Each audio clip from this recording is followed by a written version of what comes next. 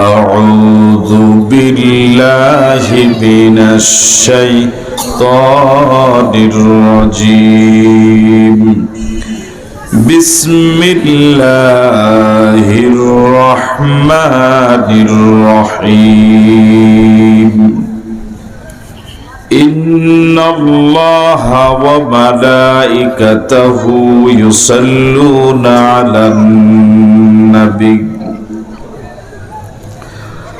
يا أيها الذين آمنوا صلوا عليه وسلموا تسليما اللهم صل على محمد وعلى آل محمد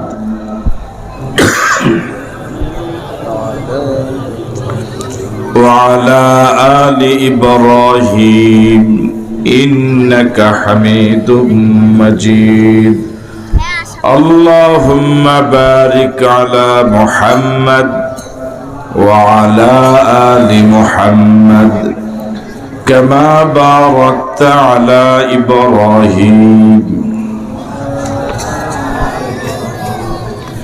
إنك حميد مجيد السلام عليكم ورحمة الله وبركاته আমরা আজ এখানে যারা এসেছি সকলেই মুসলমান, সকলেই ইমানদার।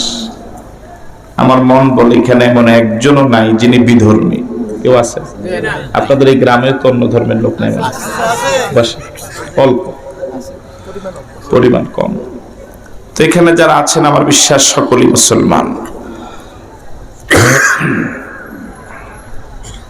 সম্মানিত দিনী ভাইরা, বর্তমান পৃথিবীতে 800 কোটির উপরে মানুষ।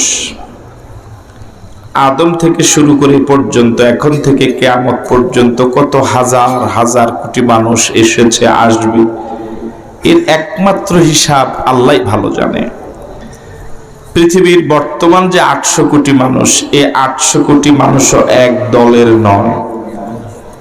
এই 800 কোটি মানুষও এক পীরের মুরিদ নয়। এরা এক ধর্মেরও লোক নয়। বিভিন্ন দলের, বিভিন্ন মতের, বিভিন্ন পীরের, বিভিন্ন রুচির অসংখ্য মানুষ। আপনারা এখানে যারা এসেছেন আপনারা তো একই দলের না। একই দলের কি ভাই? কথা আগের যুবকরা কই এখন? আপনারা কি সকলে একই দলের? একই পীরের মুরিদ? বিভিন্ন পীরের, বিভিন্ন দলের, বিভিন্ন চিন্তার অসংখ্য মানুষ এক জায়গায় হয়েছেন। পৃথিবীতে যত মানুষ থাকুক, দুটা বিষয়ে পৃথিবীর সব মানুষ একমত। কয়টা বিষয়? আপনার জবাব একটু ভালোভাবে দিলে আমার কাছে একটু ভালো লাগবে না? কয়টা বিষয়? দুইটা বিষয়ে আমার যতটুকু ধারণা, আমার যতটুকু অ্যানালাইসিস, এই দুইটা বিষয়ে পৃথিবীর কোনো মানুষের দ্বিমত নাই। এর মাঝে একটা বিষয় হলো পৃথিবীতে থাকা যাবে না, মৃত্যুবরণ করা লাগবে। এই ব্যাপারে পৃথিবীর কোন দলের, কোন মতের, কোন ধর্মের, কোন দেশের কোন মানুষের দ্বিমত নাই। আপনাদের মাঝে কি কোনো দ্বিমত আছে? আপনাকে সবাই একমত যে মরা লাগবে, লাশ হওয়া লাগবে? কারা কারা লাশ হবেন না একটু হাত তোলেন তো দেখি।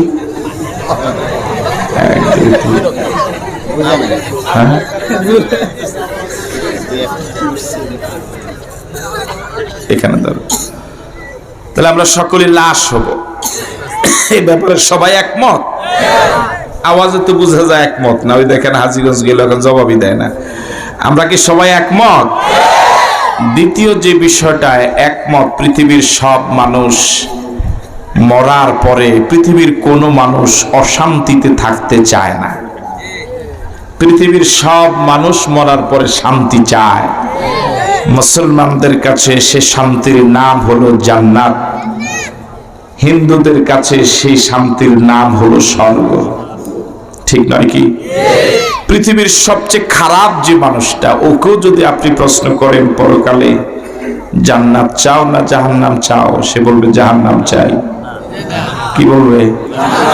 তাহলে পৃথিবীর সব মানুষ কয়টা বিষয়ে একমত? এক। মরা লাগবে। আপনাদের আঞ্চলিক ভাষায় বলুন, কি করা লাগবে? আবার বলুন। 2, সবাই কি চাই?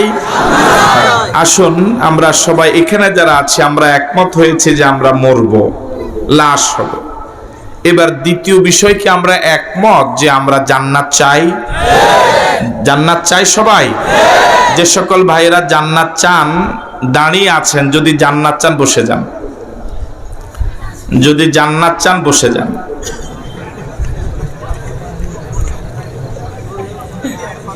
আমার ভাইয়েরা, আমরা কি সকলে জান্নাত চাই? জান্নাত এই যে বললাম চাই, এতে কি জান্নাত পেয়ে যাব? জান্নাতে যাওয়া একেবারেই সহজ। সুবহানাল্লাহ। জান্নাতে যাওয়ার জন্য কাজ লাগবে মাত্র 2টা। কয়টা কাজ? আবার বলুন।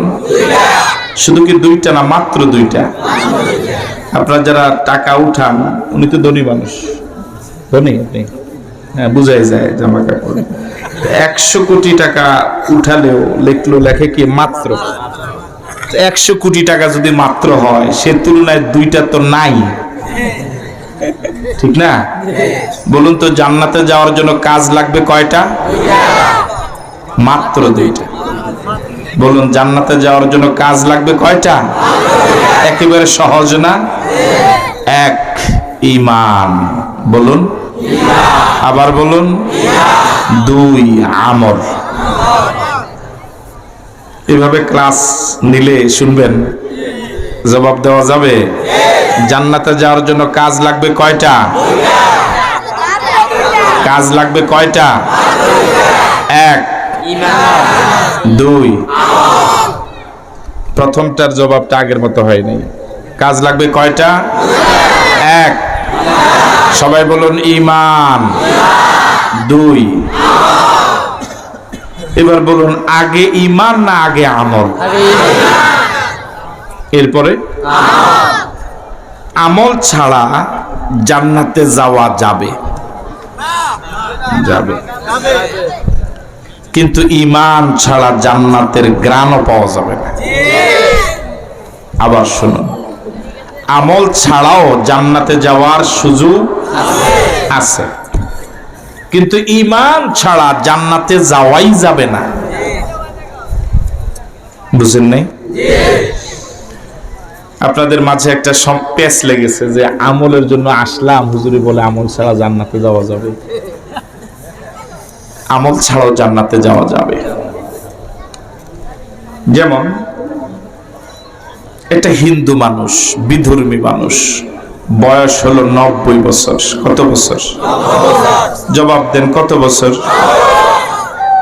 এই বিধর্মী আজ সকাল 10টায় কালেমা পড়লো, মনে প্রাণে কালেমা পড়েছে। জান্নাতি না জাহান্নামী? 10টায় কালেমা পড়লো, 11টায় মরে গেল। সম্ভাবনা আছে না নাই? মরার সম্ভাবনা আছে না? 10টায় কালেমা পড়ার 1 মিনিট পরেও তো মরে যেতে পারে। 11টায় মরে গেল। এই লোকটা জান্নাতি না জাহান্নামী? 1 ওয়াক্ত নামাজ পড়ার সুযোগ পেল না। 11টার সময় কি জোহরের সময় হয়? তো জোহর পড়লো না, সময় হলো না, মরে গেল। জান্নাতি হলো আমল দিয়া না ঈমান দিয়া? আবার বলুন। তাহলে জান্নাতে যাওয়ার জন্য কয়টা কাজ? 1। আগে ঈমান না আগে আমল? এরপরে আমল ছাড়া কি জান্নাতে যাওয়া যাবে? ঈমান ছাড়া জান্নাতে যাওয়া যাবেই না। অনেক সাহাবায়ে কেরামের জীবনীতে পাওয়া যায়, এইমাত্র কালেমা পড়েছেন, কালেমা পড়েই জিহাদে গিয়েছেন, শহীদ হয়ে জান্নাতি হয়ে গেছে। 1 ওয়াক্ত নামাজ পড়ার কি পায়নি? সুযোগ পায়নি। আমার ভাইরা, কোন আমল বিনিময়ে সওয়াব পাওয়া যাবে না ঈমান ছাড়া। কি ছাড়া? আমলের বিনিময়ে সওয়াব পেতে হলে অবশ্যই কি লাগবে? ঈমান লাগবে। বহু বিধর্মী অনেক ভালো কাজ করে, এরকম বিধর্মী আছে না? দেশে বহু হিন্দু, বহু বিধর্মী পৃথিবীতে অনেক ভালো ভালো কাজ করে, বিনিময়ে কি সওয়াব পাবে? কেন পাবে না? রবীন্দ্রনাথ ঠাকুর নাম শুনেছেন? বাংলা সাহিত্যে তার অনেক অবদান আমরা স্বীকার করি, বিশ্ববাসী তাকে স্বীকৃতি দিয়েছে বিশ্বকবি বলে। রবীন্দ্রনাথ ঠাকুরের মুখে দাড়ি ছিল? বলে না কেন? দাড়ি ছিল? আমার থেকে একটু ছোট, অনেক বড়। আমাদের তিনজনের যা তার থেকেও বেশি, ওনার তো নাই। আমাদের তিনজনের যা তার থেকেও রবি ঠাকুরের এই দাড়ির বিনিময়ে কি পরিমাণ সওয়াব পাবে? কথা বলেন না কেন? কেন পাবে না? তাহলে কোন ইমানদার যদি দাড়ি রাখে সওয়াব পাবে, কোন বেঈমান যদি দাড়ি রাখে সওয়াব নাই। তাহলে আগে আমল না আগে ইমান? পাগড়ি মাথায় দেওয়া ভালো না খারাপ? সওয়াব না গুনাহ? আমাদের দেশে যারা পাগড়ি পরেন সিংহভাগ ইমাম সাহেব নামাজের সময় শুধু পড়েন, আবার অনেক সময় দীর্ঘ সময় পড়েন, এরকম আল্লাহর বান্দাও আছেন। ভারতের এর আগের প্রধানমন্ত্রীর নাম হলো মনমোহন সিং, নাম শুনেছেন? মাথায় পাগড়ি আছে, শুধু কি নামাজের সময় না 24 ঘন্টা? কি পরিমাণ সওয়াব পাবে? কেন পাবে না? তাহলে ভারতের প্রধানমন্ত্রী বেঈমান? ভয় বলেন, ভারতের প্রধানমন্ত্রী ইমানদার না বেঈমান? মাথায় পাগড়ি দিয়েছে, কি পাবে না? তাহলে বোঝা গেল কোন ইমানদার যদি মাথায় পাগড়ি দেয় সওয়াব পাবে, কোন বেঈমান যদি পাগড়ি দেয় সওয়াব পাবে না। আমার ভাইরা, মাছ ধরার বিভিন্ন যন্ত্র আছে, এর মাঝে একটা যন্ত্র হলো জাল, আছে না? এখানে লাগায় পুরো মারে, কি জাল বলে? ঝাঁকি জাল, শুদ্ধ ঝাঁকি জাল, এটা ঝাঁকি দিয়ে পড়ে। এই ঝাঁকি জাল যদি দুই এক জায়গায় ছিঁড়া হয়, কিছু মাছ উঠবে? উঠবে, কম হলে উঠবে কুচকুচ। কিন্তু যদি মাছ ধরার পর যেটা ডুলা খলি, এটার তলা যদি না থাকে, মাছ থাকবে? আমাদের দেশের মানুষগুলো আমলের প্রতি খুব আগ্রহী, আলহামদুলিল্লাহ, এটা অনেক ভালো লক্ষণ। কিন্তু এই আমলটা যে টিকবে না ঈমান ছাড়া, এই বুঝটা অনেকেরই নাই। আমি মনে বুঝাতে পারি নাই। আমলের প্রতি অগ্রসর হওয়া এটা অবশ্যই ভালো, কোনো সন্দেহ নাই, ধন্যবাদ পেতে পারেন। কিন্তু এই আমলটা যে টিকবে না, সওয়াব পাওয়া যাবে না, মূল পুঁজি ঈমান ছাড়া, এই বুঝ সিংহভাগ মানুষেরই নাই। তিনি যে ঈমান হারা হয়ে গিয়েছেন বহু আগে, তিনি জানেনই না, শুধু ইবাদত করতেই আছে। আমি কি কথা বুঝতে পারলাম? এদেশের সিংহভাগ মানুষ শুধু নয়, শুধু শিক্ষিত নয়, অশিক্ষিত মানুষও অজু ভঙ্গের কারণ জানে। অজু করার পর বিভিন্ন কারণে অজু ভঙ্গে, এর মাঝে একটা কারণ হলো পিছনে রাস্তা দিয়ে একটু বাতাস গেলে অজু যায়। তোমাদের এলাকা যায়? এখন একটু বাতাস গেলে অজু নাই। এই কথাটা কি শুধু শিক্ষিত লোকেরা বুঝে না মূর্খরাও বুঝে? কি ভাই জবাব দেন না কেন? বুঝে। একটা মূর্খ লোক লেখাপড়া জানে না, দস্তখত দিতে জানে না, টিপ দিতেও জানে না, অজু করে মাত্র মসজিদে ঢুকলো, বাতাস গেল, এই লোকটার এতটুকু বুঝ হয়েছে, এখন আর আমার মসজিদে থাকার অধিকার নাই, মসজিদে থাকার যোগ্যতা আমি হারিয়ে ফেলেছি। কেউ ফতোয়া দেওয়া লাগবে না, কারো কাছে সে ফতোয়া জানতে চাইবে না, সে নিজেই জানে মসজিদ থেকে সে বেরিয়ে যাবে। ঠিক নয় কি? আমার ভাইরা, আমি আপনাদেরকে সাহস করে আল্লাহর কসম দিয়ে বলি, এদেশের মূর্খ মানুষ তো বটেই, অধিকাংশ শিক্ষিত মানুষও ঈমান ভঙ্গের কারণ জানে না। আমি মনে হয় বুঝাতে পারি নাই। আপনারা যদি আমার কথার সাথে একমত হতেন, তাহলে আওয়াজটা আরো অনেক অনেক বেশি হতো। এদেশের মূর্খ মানুষেরা অজু ভঙ্গের কারণ জানে, আল্লাহর কসম করে বলি সিংহভাগ শিক্ষিত মানুষেরাও অজু ভঙ্গের কারণ জানে, ঈমান ভঙ্গের কারণ জানে না। এই জন্য ঈমান যে তার বহু আগে চলে গিয়েছে ও জানেই না। অজু ভাঙলে তো সে জানে একটু আওয়াজ হয়েছে, আওয়াজ না হোক একটু, অথবা একটু গ্যাস বার হয়েছে, একটু সে জানে, এটা টের পাইছে সে, হয় আওয়াজ অথবা গ্যাস, ঠিক আছে কথা। কিন্তু ওর যে ঈমান চলে গিয়েছে, ও আওয়াজও পায় নাই, গ্যাসও নাই, ও জানেও না। ওর কথা বলে ঠিক নয় কি? বিশ্বাস করুন, 10 পৃষ্ঠার একটা অঙ্কে ডবল জিরো পাওয়ার জন্য কয়টা ভুল করা দরকার? আরো জোরে বলেন কয়টা? একটা ভুল করলেই কত দিবে? সারা জীবনের ঈমান ধ্বংস হওয়ার জন্য একটা ঈমান বিরোধী কাজই যথেষ্ট।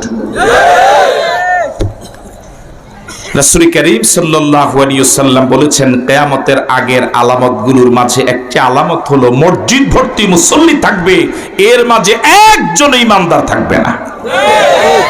আমার মন বলে সময়টা এখনো আসে নাই। হ্যাঁ, এই মাত্র নামাজ পড়লো ইমামের পিছনে, আল্লাহকে বিশ্বাস করে নামাজ শেষে চলে গেল আল্লাহ বিরোধী মিছিলে। আসতে বলেন, মাইন আসতে পারে, ঠিক নয় কি? এই মাত্র আল্লাহকে বিশ্বাস করে নামাজ পড়লো, নামাজ শেষে চলে গেল আল্লাহ বিরোধী, নবী বিরোধী, কোরআন বিরোধী মিছিলে। ঈমান আছে না নাই? আরো জোরে বলেন। আপনি সহসভাপতির দল করার পরে যদি ওনার দলের মিছিলে যান, এই দলে আর ঢোকার সুযোগ আছে? দুজন মনে একই দল করে না, আল্লাহ ভালো জানে, আলাদা আলাদা মনে হয়, বুঝাই যায় আলাদা আলাদা। আমার ভাইয়েরা, এখন যে সভাপতি সাহেবের দল করে, সভাপতি সাহেবকে হাওয়া দিল, ফার্ম দিল, যা দিল সব দিল, মিছিল করে ওনার, এর অফিসার আসার সুযোগ পাবে? কথা বলেন, পাবে? ওনার মিছিলে যাওয়ার পর যদি ওনার অফিসে দল করার পর একটা লোক ঢোকার সুযোগ না পায়, আল্লাহকে সেজদা দিয়ে আল্লাহর বিরুদ্ধে মিছিল করলে আল্লাহর ঈমানের, আল্লাহর প্রতি ঈমানের দল ঢোকা যাবে না। মিছিলকে আপনি সহজ মনে করছেন?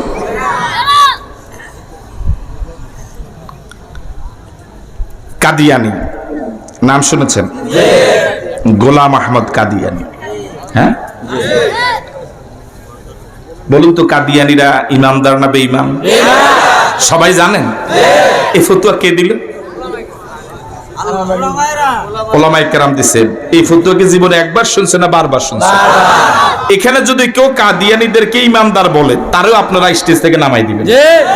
কেন? এই ফতোয়াটা এমন মশহুর পুরা পৃথিবীতে, পুরা পৃথিবীর সব ওলামায়ে কেরাম এই ফতোয়াটাকে এমন ভাবে নিয়েছে, জনগণের মাঝে এমন ভাবে ডিসেন্ট্রালাইজড হয়েছে, এখন জনগণও বুঝে যে কাদিয়ানি মানি বেঈমান। এখন কাদিয়ানিদেরকে যদি কেউ মহাব্বত করে, ভালোবাসে, কাদিয়ানিদের সাথে আত্মীয়তা করে, সে সমাজে জায়গা পাওয়ার কথা না। আপনাদের এলাকার কেউ যদি কাদিয়ানিকে বেয়াই বানায়, তার প্রতি আপনাদের নজর ভালো হবে না খারাপ হবে? মসজিদে ঢুকতে দিবেন? কাদিয়ানিরা আমাদের নবীকে নবী মানে না, শুধু শেষ নবী মানে না। কি মানে না? আরো জোরে বলেন। নবী কি শুধু নবী মানলেই ইমানদার হওয়া যাবে না, শেষ নবীও? মা কানা মুহাম্মাদুন আবা আহাদিম মির রিজালিকুম ওয়ালাকির রাসূলুল্লাহি ওয়া খাতামান নাবিয়্যিন। কাদিয়ানিরা পুরা কোরআন শরীফ অস্বীকার করে কাফের হয় নাই, কোরআন মজিদের একটা সূরা অস্বীকার করে কাফের হয় নাই। আমাদের নবী শেষ নবী, এই কথা এই আয়াতের শেষ ভাগে এসেছে। ওয়া খাতামান নাবিয়্যিন শব্দ কয়টা? দুইটা। ওয়া খাতামান নাবিয়্যিন। তাহলে কাদিয়ানীরা সারা পৃথিবীর সব উলামায়ে কেরামের একমত, ঐক্যমতে ফতোয়া হলো তারা বেঈমান, তারা কাফের। কোরআন শরীফের কয়টা শব্দ অস্বীকার করেছে? দুইটা। এক, খাতাম আন নাবিয়্যিন। পুরা কোরআন শরীফ অস্বীকার করে কাফের হয়েছে? না। আওয়াজ দিয়ে বলুন। না। একটা সূরা অস্বীকার করে কাফের হয়েছে? না। একটা আয়াত অস্বীকার করে কি কাফের হয়েছে? না। একটা আয়াতের মাত্র শেষ অংশ, দুইটা শব্দ।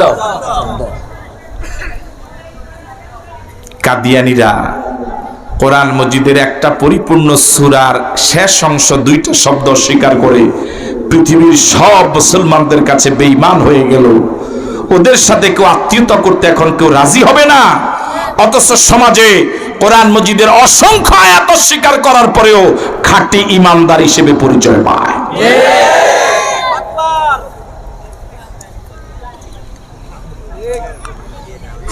আল্লাহ রাব্বুল আলামিন বলেছেন, قل لا يعلم من في السماوات والأرض الغيب إلا الله। কোরআন শরীফে কি আয়াত আছে? হাফেজ কারা একটু হাত তোলেন কষ্ট করে, মাত্র একজন। এটা তো আলেম আছে। হ্যাঁ, তুমি আছো। এটা কি আছে কোরআন শরীফে? قل لا يعلم من في السماوات والأرض الغيب إلا الله। নবী হে, আপনি বলে দিন, আকাশ এবং জমিনে কুল কায়নাতে আল্লাহ ছাড়া আর কেউ গায়েব জানে না, কেউ জানে না, কেউ জানে না। এটা কার কথা? এই জাতীয় আয়াত কোরআন শরীফে একটা নয়, দুইটা নয়, অসংখ্য আয়াত রয়েছে। কাদিয়ানীরা কোরআন মজিদের একটা সূরার শেষ অংশ স্বীকার করে বেঈমান হয়ে গেল, আর আল্লাহ ছাড়াও অনেকে গায়েব জানে এই কথা বিশ্বাস করে কোরআন মজিদের অনেক আয়াত অস্বীকার করেও সহসভাপতি ইমানদার হয়ে আছে। এটা উদাহরণ দিলাম আপনাকে। সমাজে এরকম লোক আছে না নাই? শুধু ইমানদার না, আহলে সুন্নাত ওয়াল জামাত, সুন্নি, ওরে কথা বলে না কেন? ঠিক নয় কি? অথচ কোরআন মজিদের অসংখ্য আয়াত অস্বীকার করার পরেও কি আছে? ইমানদার হিসেবে পরিচিত, নবীর আশিক হিসেবে পরিচিত, মুসলমান হিসেবে পরিচিত। এমনকি তাদের মধ্যে পিসাবও আছে। কি আছে? এবার এটার ফতোয়া আপনি দেন, এটার কি করেন এখন? কোন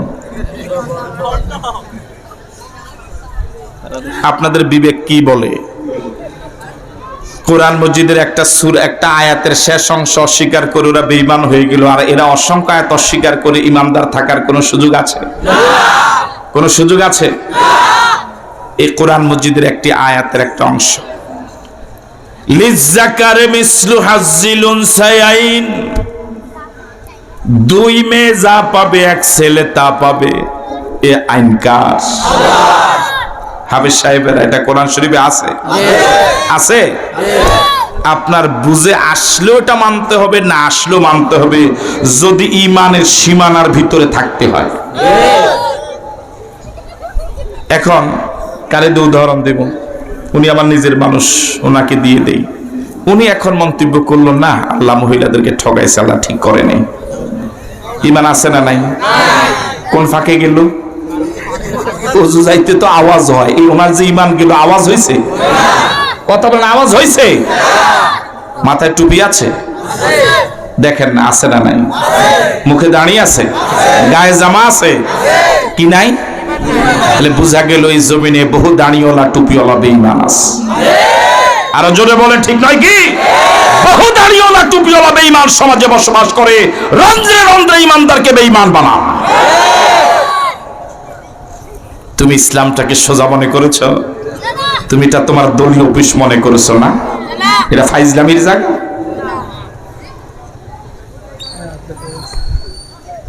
দলের কেন্দ্রীয় নেতার নয়, মহানগরীর নেতাও নয়, জেলা পর্যায়ের নেতাও নয়, উপজেলা পর্যায়েরও নয়, ইউনিয়ন পর্যায়েরও নয়, ওয়ার্ড পর্যায়ের একজন নেতার বিরোধিতা করলেও দলীয় পদ থাকে না। ভাই কথা বলেন না কেন? ওয়ার্ড পর্যায়ের একজন নেতা বক্তব্যের বিরোধিতা করবেন, পরদিন অফিসে যেতে পারবেন না, হাত পাও ভেঙে পকেটে ঢুকাই দিবে। ওয়ার্ডের একজন নেতার বক্তব্যের বিরোধিতা করলে যদি দলীয় পদ না থাকে, तमाम জগতের একমাত্র মালিক আল্লাহ, তারা এই বিরোধিতা করে ঈমানের পদে থাকবে কি করে? এই কথাটা বুঝার জন্য কি কামেল পাস করা দরকার? এমএ পাস করা দরকার? কমন সেন্সের কমন বাদ দিয়া শুধু সেন্সও যদি থাকে, এই কথাটা বোঝা সহজ।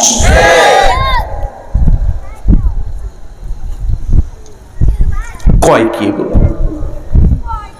আল্লাহ নাকি ঠগাইছে মহিলাদের, আবার হে ইমানদার, হে নেতা, শুধু ইমানদার না।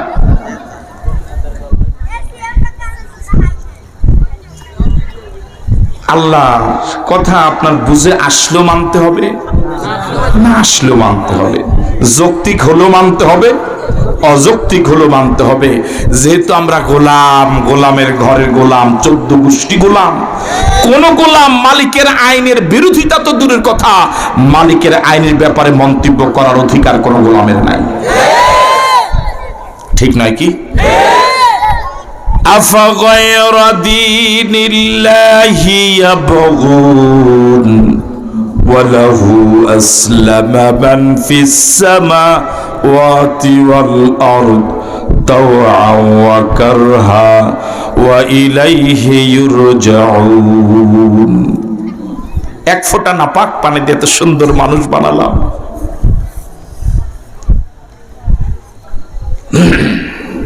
কথা বলতে পারতেছি না।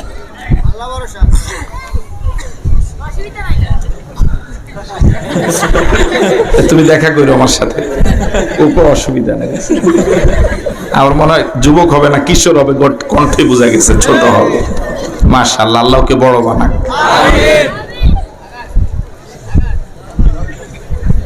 আমার ভাইরা,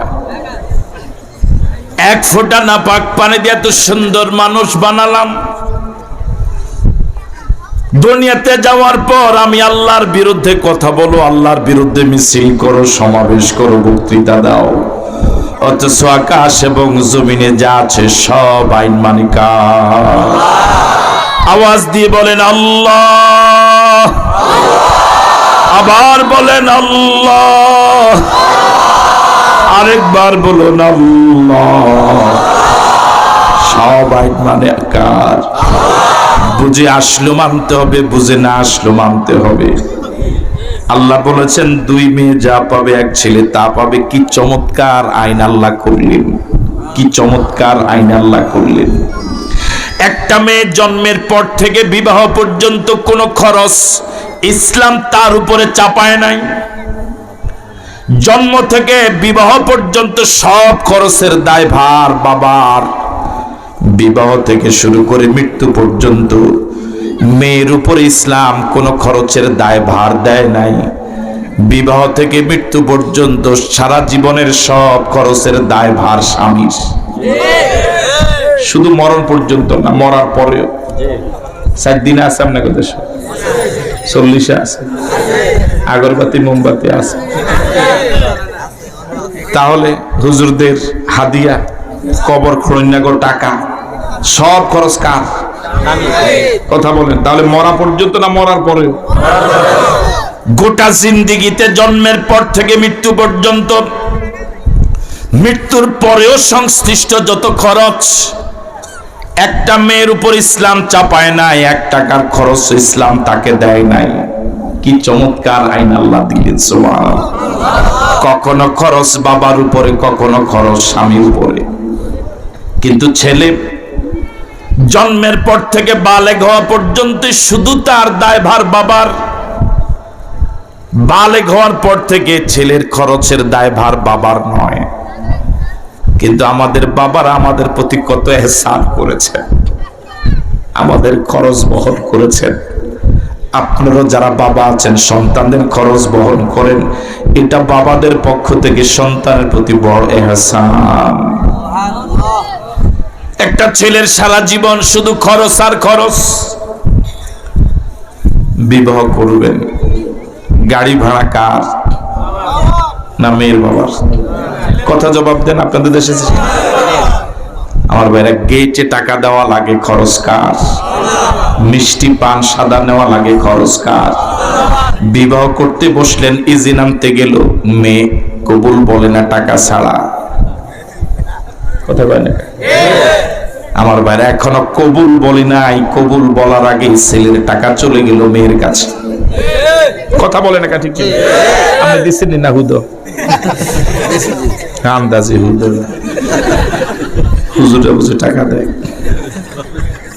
আমাদের শামসুল করিম ভাই দিচ্ছে। এখনো সে কবুল বলে নাই, এখনো আপনার বৈধ স্ত্রী হয় নাই। কবুল বলার আগে আপনার টাকা তার পকেটে চলে গেল। যখন কবুল বলল, সাথে সাথেই 5 লক্ষ 10 লক্ষ টাকার মালিক সে হয়ে গেল। আল্লাহু আকবার বলবেন। এই মাত্র বিবাহ করলেন, এখনই তার মোবাইলে 199 টাকার মিনিট ঢুকায় দেওয়া লাগবে। ওই কথা বলেন না ঠিক কি? খরচ কার? আরো জোরে বলেন, খরচ কার? মোবাইল কিনে দেওয়া লাগবে, খরচ কার? অসুখ হয়েছে, ডাক্তার দেখাবে, খরচ কার? আনা নেওয়ার সব খরচ কার? সব খরচ। বিবাহ হয়েছে, কিছুক্ষণ পরে শালি আসলো, শালাস, হ্যাঁ, বাজারে নিয়ে যাওয়া লাগবে, এটা সেটা কিনে দেওয়া লাগবে, খরচ কার? সারা জীবন ছেলেদের শুধু খরচ, শুধু খরচ। 1 বছর পর সন্তান পেটে আসলো, লক্ষ্মীপুর মা এবং শিশু জেনারেল হাসপাতালে নিয়ে গেল, সিজারে খরচ আসলো হাসপাতালে 5 দিনে 25,000, খরচ কার? আরো জোরে বলেন, খরচ কার? বাড়িতে আসার সময় মিষ্টি আনা লাগবে 20 কেজি, শ্বশুর বাড়িতে 15 কেজি, খরচ কার? হ্যাঁ, সব খরচ। এবার এই বধূটা কিছুদিন পরে মা হলো, ছেলে বড় হয়ে গেল, মেয়ে বড় হয়ে গেল। এবার তিনি মেয়েকে বিয়ে দিলেন। মেয়ে স্বামী সহ বেড়াতে আসলো, যাওয়ার সময় মেয়ের জামাই শাশুড়িকে টাকা দিয়ে যায়। কথা বলেন, দেয় না? মেয়ের জামাই শাশুড়িকে টাকা দিয়ে যায় না? দেয়, কিন্তু শ্বশুরকে দেয় না। আপনি দেননি কোনো? বুঝেন নাই? তাহলে এই মেয়েটা শুধু পাইল, আবার শাশুড়ি হওয়ার পরেও, কথা বলে না ঠিক কিনা? মেয়ের জামাই বেড়াইতে আসলো, যাবার সময় জামাই শাশুড়িকে টাকা দিয়ে যায়, শ্বশুরকে দেয় না। মেয়ের জামাই 1 ভাগে দেয়, আবার মেয়েও গোপনে মাকে দিয়ে যায়, নাতিয়ে দেয়, নানিরে দেয়, দাদিরে দেয়, দেয় কি দেয় না? ছেলে চাকরি করলো, প্রথম বেতনের টাকা মারে দেয় 5,000, বাবারে দেয় 200। কথা কয় না? তাও বাবারটা 2 মাস পরে বন্ধ হয়ে যায়, মারটা বন্ধ হয় না, ঠিক নয় কি? তাহলে মেয়ে শুধু পায়, শুধু পায়, হ্যাঁ, মেয়ের কোনো খরচ নাই। ছেলের সারা জীবন খরচ, কিন্তু পায় মাত্র 1 জায়গা থেকে, বাবা থেকে। এই জন্য আল্লাহ বলেছেন 2 মেয়ে যা পাবে 1 ছেলে তা পাবে। এর থেকে ইনসাফপূর্ণ চমৎকার সিদ্ধান্ত আর হতে পারে না। এর থেকে চমৎকার সিদ্ধান্ত, চমৎকার রায়, ইনসাফপূর্ণ সিদ্ধান্ত পৃথিবীতে আর হতে পারে না। কি চমৎকার সিদ্ধান্ত দিলেন আমার আল্লাহ, তিনি আমার আল্লাহ। উদাহরণটা সহজভাবে ভাবে বোঝানো যেতে পারে। লক্ষ্মীপুরে চা ভালো, হ্যাঁ, তো অনেক সময় এরকম হয় যে 5 জনে গেল চা খেতে, তো 4 অর্ডার দিল 4 কাপ। কয় কাপ? কথা বলেন না, কয় কাপ? মানুষ কয়জন? তো আরেকজন খাবে কি? হ্যাঁ, ভাগ করে খাবে। তো 4 কাপ 4 অর্ডার দিল, বললো যে একটা খালি কাপ দাও। তো খালি কাপ একটা, এই খালি কাপে কয়জন দিবে? কয়জনে দিবে? এও দিবে, শুধু হুরা না, উসুর, উসুর বুঝেন না? কাফের উপর দিয়ে, কাফের উপর দিয়ে। আর ওটা আল্লাহু আকবার, কি সুন্দর আমার আল্লাহ। তোমার সৃষ্টি যদি হয় এত সুন্দর, না জানি তুমি আল্লাহ কত সুন্দর। আল্লাহু আকবার। জান্নাতে যাওয়ার জন্য 2টা কাজ। প্রথম হলো ঈমান, ঈমান এবং ঈমান। ঈমান ছাড়া জান্নাতে যাওয়াই যাবে না, ঈমান ছাড়া জান্নাতে যাওয়াই যাবে না। এদেশের সিংহভাগ মানুষ ঈমান ভঙ্গের কারণ জানে না। কোরআন মজিদের অসংখ্য আয়াত, অসংখ্য নির্দেশ উপেক্ষা করার পরও নিজেকে ঈমানদার বলে পরিচয় দেয়। এরকম ঈমানদার সমাজে আছে না নাই? আর আমার আরো জোরে আছে না নাই? যে লোকটা একটু আগে মসজিদে গেল, বাতাস গেল, কি নাই? এই লোকটা যদি ওযু আবার দ্বিতীয়বার না করে নামাজে দাঁড়ায়, তার এই নামাজে দাঁড়ানো আর না দাঁড়ানো, কথা বলেন, এটা কি একটা ফাইজলামি না? ওর এই নামাজের বিনিময়ে কি কোনো সওয়াব পাবে? যে ব্যক্তি আল্লাহর বিরুদ্ধে, কোরআনের বিরুদ্ধে, নবীর বিরুদ্ধে অসংখ্য কথা বলে বেঈমান হয়ে গিয়েছে বহু আগে, তার এখন কিসের হজ আর কিসের তাহাজ্জুদ? 80 রাকাত পড়ুক আর 500 রাকাত পড়ুক, ওরে কথা বলা ঠিক বুঝেন নাই কথা?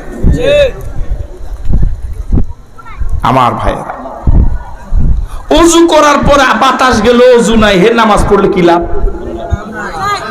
আমি ঈমান আনলাম, আমার ঈমান বিরোধী কাজের কারণে আমার ঈমান চলে গেল, এখন আমি যদি প্রতি বছর হজ করি কি লাভ? আরো জোরে বলেন কি লাভ? আমার ভাইয়ারা, আমাদের নবী কি রাষ্ট্র চালিয়েছিলেন? ইন্না লিল্লাহ। চালান নাই? ভালো চালাইতে পারছিলেন। রাসূল রাষ্ট্র চালানোটা রাসূলের নবুয়তের বাহিরের বিষয় ছিল না ভিতরের বিষয় ছিল? নবী রাষ্ট্র চালাইলেন, রাষ্ট্রপ্রধান ছিলেন, আল্লাহর কোরআন দিয়ে রাষ্ট্র চালাইলেন। এখন এই লোক বলে নামাজ, রোজা, হজ, যাকাত এটাই ইসলাম, রাষ্ট্রের বিষয়ে কিছু চিন্তা করা, এই বিষয়ে কথাবার্তা বলা এটা ইসলামের বাহিরে। আমার ভাইয়েরা, ঈমান সাথে সাথে যাবে না একটু পরে যাবে? জোরে বলে, সাথে সাথে যাবেন একটু পরে যাবে? উনি আবার আল্লাহর ওলি হিসেবে পরিচিত। আমি কি কথা বুঝাতে পারলাম আপনাদেরকে? বুখারী শরীফ জিলদে সানি কিতাবুল মাগাজির হাদিস, রাসূল করিম সাল্লাল্লাহু আলাইহি ওয়াসাল্লাম ইন্তেকালের পরে ইসলামী রাষ্ট্রের রাষ্ট্রপ্রধান হলেন হযরত আবু বকর সিদ্দিক রাদিয়াল্লাহু তাআলা আনহু। আবু বকর সিদ্দিক রাষ্ট্রপ্রধান হওয়ার পরে মদিনায় ইসলামী রাষ্ট্রে কিছুটা বিশৃঙ্খলা দেখা দিল। কিছু লোক নিজেকে নবী বলে দাবি করা শুরু করলো।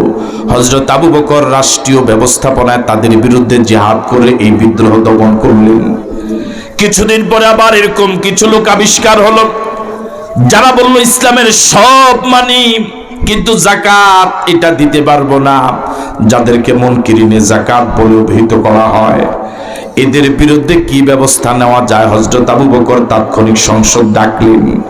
সংসদের কথা কি কোরআন মজিদে আছে? সংসদের নামে একটা সূরা আছে, সূরাতুশ শুরা। আল্লাহু আকবার। দেশের কথা কোরআন শরীফে নাই, দেশের নামে একটা সূরা আছে, সূরাতুল মুলক। মুলকুল মানে রাষ্ট্র। আল্লাহু আকবার বললেন। হযরত আবু বকর সিদ্দিক বললেন, যারা আমার সরকারকে যাকাত দিতে অস্বীকার করছে, আমার মন চায় তাদের বিরুদ্ধে জিহাদ করব। এই প্রস্তাব দেওয়ার পর হযরত ওমর বললেন, ইয়া খলিফাতুল মুসলিমিন, যাদের বিরুদ্ধে আপনি জিহাদের চিন্তা করছেন ওরা তো কালিমা পড়ে। কি পড়ে? আল্লাহর নবী জীবদ্দশা বলে গিয়েছিলেন, মান ক্বালা লা ইলাহা ইল্লাল্লাহ দাখালাল জান্নাহ, যে ব্যক্তি লা ইলাহা ইল্লাল্লাহ বলবে জান্নাতে যাবে। সুতরাং রাসূলের হাদিস অনুযায়ী এদের বিরুদ্ধে অস্ত্র ধরা ঠিক হবে না। হযরত ওমর বেটু দেওয়ার পরে আবু বকর এবার সিদ্ধান্ত সংসদকে জানাই দিলেন। আবু বকর সিদ্দিক রাদিয়াল্লাহু তাআলা আনহু আজ থেকে প্রায় ১৫০০ বছর আগে যে সিদ্ধান্ত জানালেন তা বর্তমানে বুখারী শরীফের হাদিস। হযরত আবু বকর সিদ্দিক রাদিয়াল্লাহু তাআলা আনহু বললেন, যারা আমার সরকারকে যাকাত হিসেবে একটা উটের বাচ্চা দিতে অস্বীকার করবে, আল্লাহর কসম আমি তাদেরকে হত্যা করব। আল্লাহু আকবার। এই কঠিন সিদ্ধান্ত জানায়া দেওয়ার পরে ওমর চিন্তিত হয়ে গেলেন। ওমর ফারুক রাদিয়াল্লাহু তাআলা আনহু আল্লাহ রাব্বুল আলামিনের কাছে সহি বুঝ চাইলেন। আল্লাহ রাব্বুল আলামিন সহি সমঝ দিয়ে দিলেন। হযরত ওমর সংসদে একটা সিদ্ধান্ত জানালেন। আজ থেকে প্রায় ১৫০০ বছর আগে ওমর রাদিয়াল্লাহু তাআলা আনহুর সেই সিদ্ধান্তটা বর্তমানে বুখারী শরীফের হাদিস। হযরত ওমর ফারুক রাদিয়াল্লাহু তাআলা আনহু বলেন, ওয়াল্লাহি ইন্নী আরাফতু আন্নাহুল হক, আল্লাহর কসম করি বলি আবু বকর রাদিয়াল্লাহু তাআলা আনহুর সিদ্ধান্তটাই সঠিক। জোরে বলেন আল্লাহু আকবার।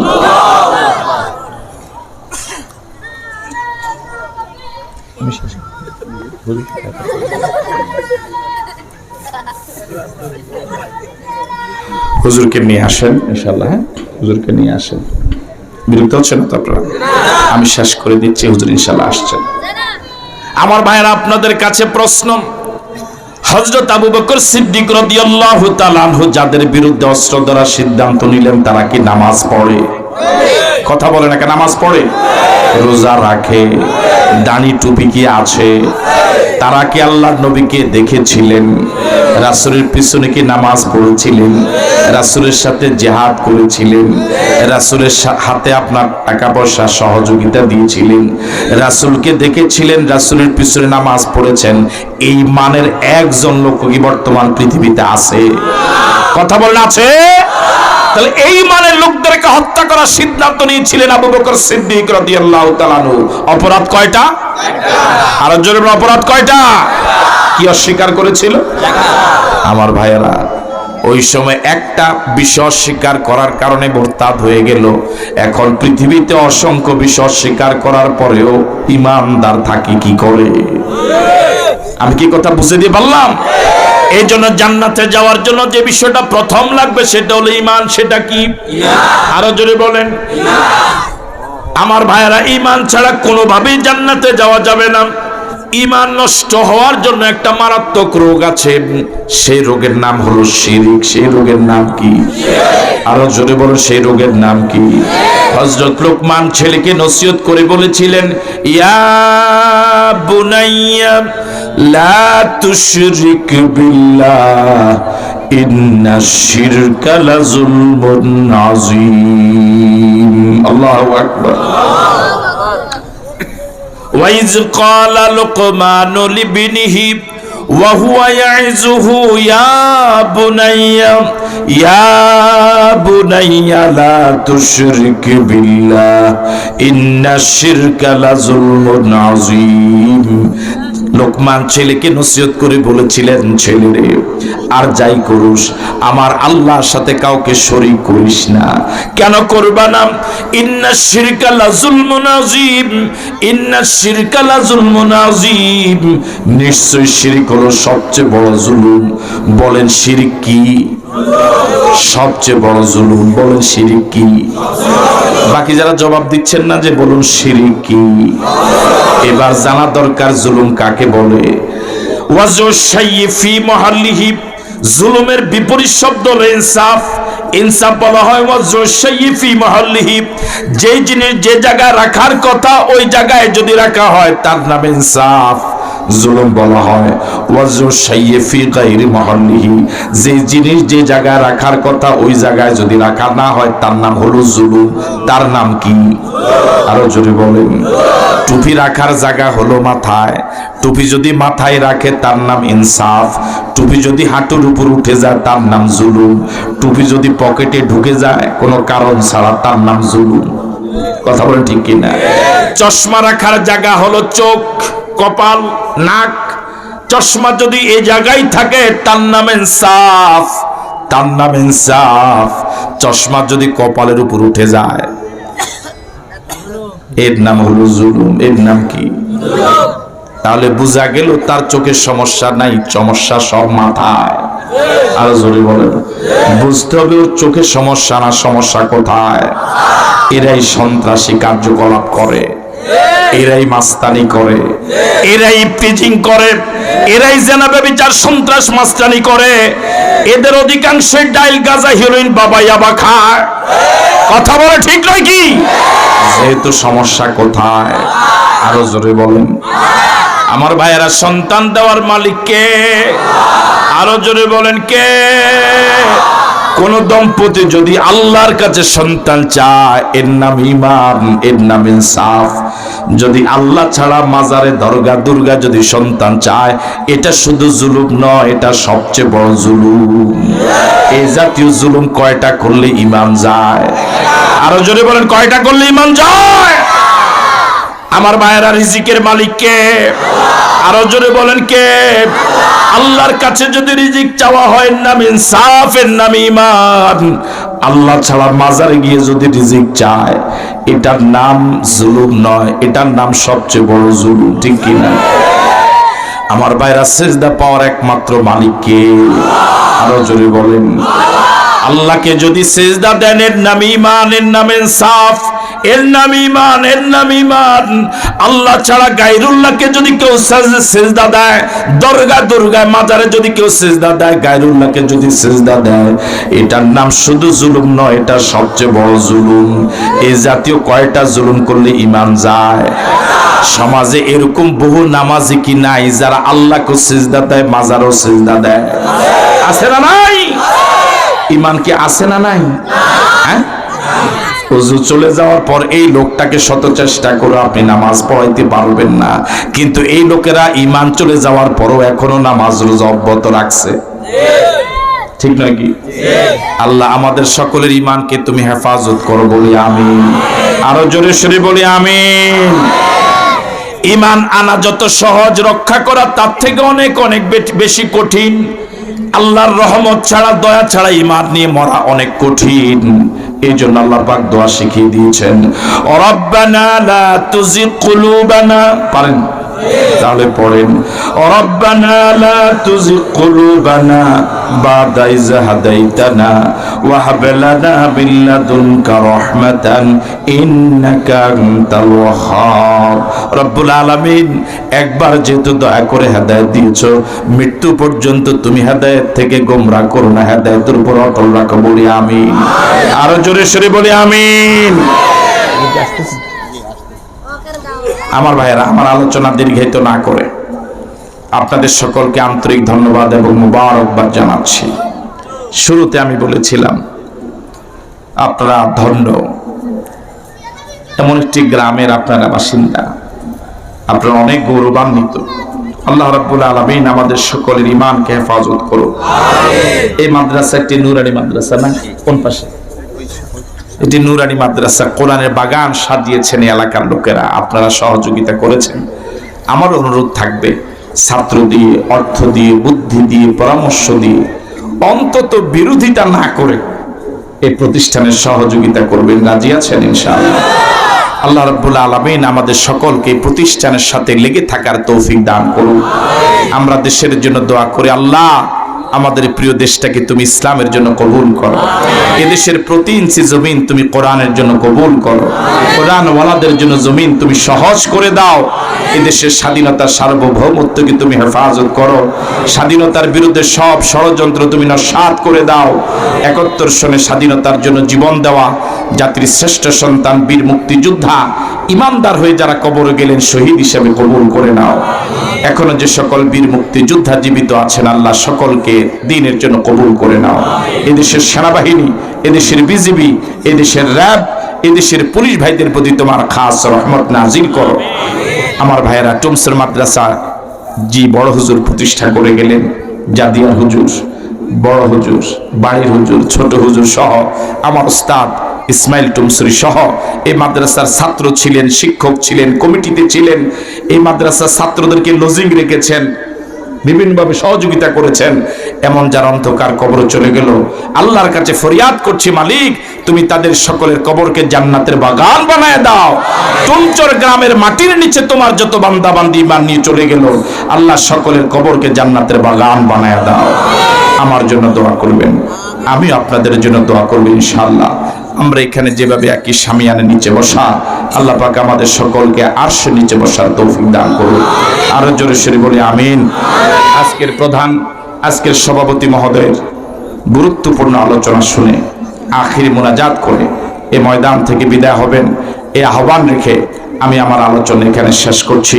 হাযা মা ইনদি ওয়াল ইলমু ইনদাল্লাহ আলাইহি তাওয়াক্কালতু ওয়া ইলাইহি উনীব। আসসালামু আলাইকুম ওয়া রাহমাতুল্লাহি ওয়া বারাকাতুহু। আলহামদুলিল্লাহ। মুহতারাম, কোরআন এবং হাদিসের আলোকে যে গুরুত্বপূর্ণ কথাগুলো বলেছেন, আল্লাহ সুবহানাহু ওয়া তাআলা আমাদেরকে প্রত্যেকটি কথার উপর যথাযথভাবে আমল করার তৌফিক দান করুন। সম্মানিত উপস্থিতি, প্রিয় দিনী ভাইয়েরা, আমাদের মাঝে উপস্থিত হয়েছেন আমাদের সকলেরই শ্রদ্ধেয় ব্যক্তি, আমাদের সকলেরই উস্তাদ, অসংখ্য আলেমের উস্তাদ, ঐতিহ্যবাহী টুমসর ইসলামিয়া কামিল মাদ্রাসার সুনামধন্য অধ্যক্ষ, বিশিষ্ট ইসলামী চিন্তাবিদ আলহাজ হযরত মাওলানা হারুন আল মাদানী সাহেব। এজন্য আমরা সকলে বলি আলহামদুলিল্লাহ। সম্মানিত উপস্থিতি, প্রিয় দিনী ভাইয়েরা, এ পর্যায়ে আপনাদের মাঝে সংক্ষিপ্ত বক্তব্য প্রদান করবেন